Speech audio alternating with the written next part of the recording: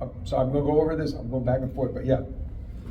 Hi, Joshua Morales from Giant More here. Hey. My question for you is, you were speaking about your previous experience, not only as a baseball player, but in doing my research, I also know you have some experience in journalism as well. Yeah.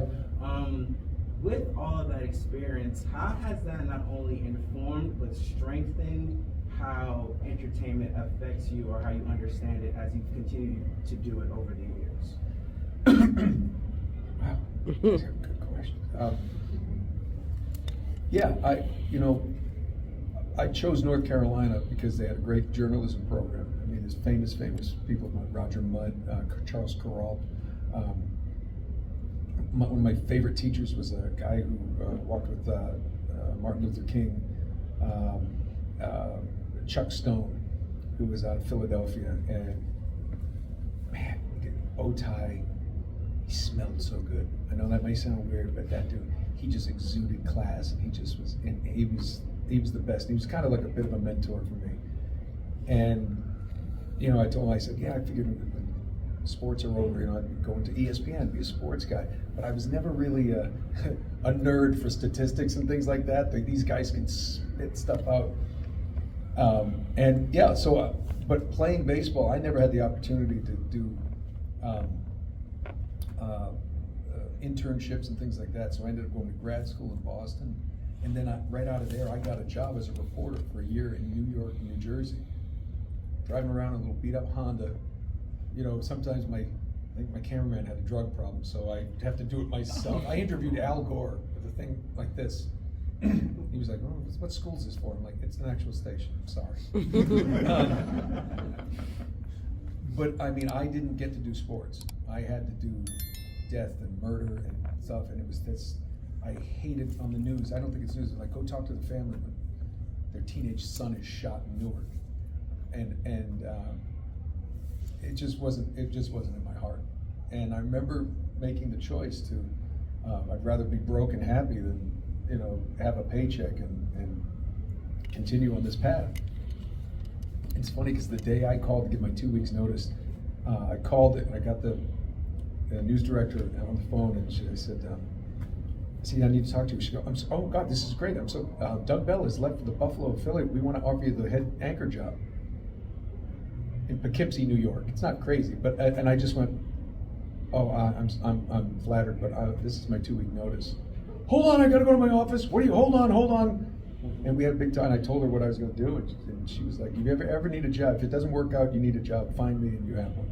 And it was great. But that experience, the experiences I had, the things I saw, horrible things I saw, the people I met, the people I got to see in journalism, it informs so much of what I get to do, either in an audio booth or on set with characters. Because there's things that if you just can kind of keep those in your memory banks, and the things you learn and the things you do. So, I've joked about it. I say, I got all this education, I don't do anything with it, and that's a cop out. I absolutely do a lot with it but I think you can do that. It's everything in life. When you see people who have, I grew up without a lot of money, and then the great thing about being poor is you're never afraid to be poor again. And it's just like, well, I mean, I lived, I got through it. I think what it does is just, being a journalist and seeing things first of all, you can play a journalist, because I've done that. But it also got me in front of a camera. It got me, I know how to use a camera, how to use a microphone, how to set up shots, things like that. So when you're on set, you know that the camera's sitting up there, and I can look at when I did Hysteria here, we shot in Covington, and you'd walk on set and like, what lens you got? What are we doing?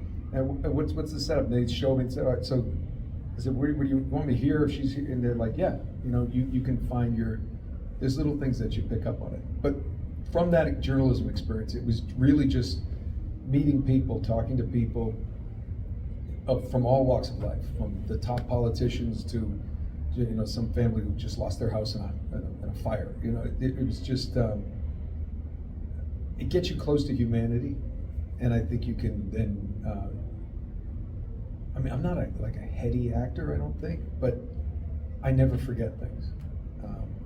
it's just like this. You build up this kind of library in your head, and hopefully, then, oh, you know what, this reminds me of that, and you use that. I can't tell you how you use it, because I haven't quite figured that out yet, but it's there, and somehow the camera catches it. You don't have to actively think about that kind of stuff. So I hope that answers the question. I'm not quite sure. I'm coming to you next, but I've got to go over to this guy. I'm going left, right. See what I'm trying to do?